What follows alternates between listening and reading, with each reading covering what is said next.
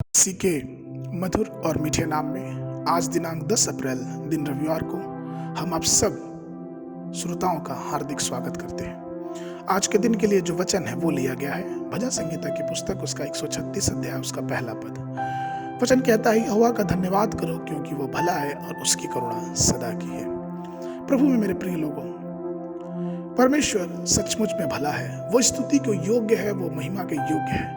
हर दिन अगर हम अपने जीवन को देखें तो अपने हृदय में ये देख सकते हैं कि किस प्रकार से चमत्कारिक रूप से परमेश्वर हमें बचाया है, परमेश्वर ने हमें संभाला है और सारा आदर, सारी महिमा, सारी स्तुति, सारी सम्मान उसका है और वो उस योग्य है। हम जब पढ़ते हैं बाइबल में कि जब राजा सुलेमान ने परमेश्वर के मंदिर को समर्पित किया और जब सब याजक और लेवी ने एक स्वर में परमेश्वर की स्तुति की, परमेश्वर का धन्यवाद किया, परमेश्वर की उपस्थिति किस प्रकार से उस पूरे मंदिर पे आ गई।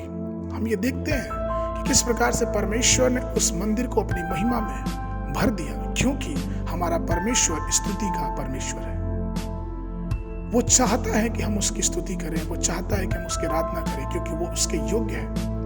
वचन कहता है कि यहोवा का धन्यवाद करो क्योंकि वो भला है और उसकी करुणा सदा की है। क्या ही पवित्र बात है कि वो परमेश्वर है और उसकी करुणा हमेशा से ही सदा की रही है।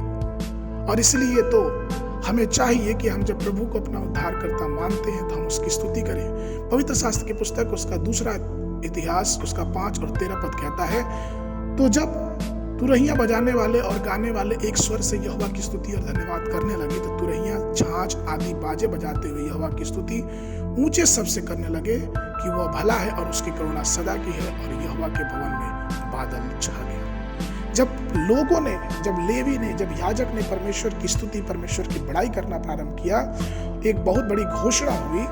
तो उस स्तुति और उस महिमा से वो पूरा मंदिर का जो भवन था वो परमेश्वर के अनुग्रह से भर गया, बादल छा गया। क्यों?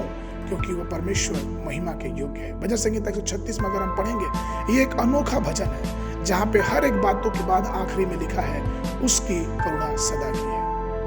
यहोवा का धन्यवाद करो, उसकी करुणा सदा की है। उन सारी आशीषों के लिए धन्यवाद करो क्योंकि उसकी करुणा सदा की है। हमारा परमेश्वर मेरे प्रियो वो स्तुति के योग्य है। वो एक ऐसा परमेश्वर है जो हमें प्रतिज्ञा देने वाला है, वो हमें अनुग्रह देने वाला है, वो हमें संभालने वाला है और हमें हर प्रकार की बातों में हमारी अगुवाई करके हमें आगे लेके जाने वाला है। यशायाह की पुस्तक उसका 54 अध्याय उसके 10 पद में वचन कहता है, चाहे पहाड़ हट जाएं और पहाड़ियां टल जाएं तो भी मेरी करुणा तुझ पर से कभी ना हटेगी और मेरी शांतिदायक वाचा ना टलेगी। यहोवा जो तुझ पर दया करता है उसका यही वचन है। तो प्रभु मेरे प्रिय लोगों, आइए हम परमेश्वर की उपासना करें, उस यहोवा की उपासना करें जिसने हमें ये जीवन दिया है, जिसने अपनी दया हमारे जीवन पे दिखाया है। कहीं ऐसा हो कि उसकी उपासना करने से, उसकी महिमा करने से, उसकी स्तुति करने से उसके अनुग्रह के बादल, उसकी महिमा के बादल हमें और आपको घेरे और हमें परमेश्वर सब प्रकार की आशीषों से भरपूर कर दे। आज के मनन के लिए जो पद है वो लिया गया है भजन संहिता की पुस्तक उसका 136 अध्याय उसका 23 पद।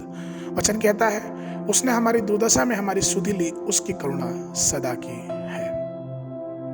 बाइबल पढ़ने का अध्ययन सुबह के समय पहला सामुएल की पुस्तक उसका 15 और 16 अध्याय, संध्या के समय लूका रचित सुसमाचार उसका 10 अध्याय 25 पद से लेकर 42 पद तक। परमेश्वर आप सबको आशीष देवे।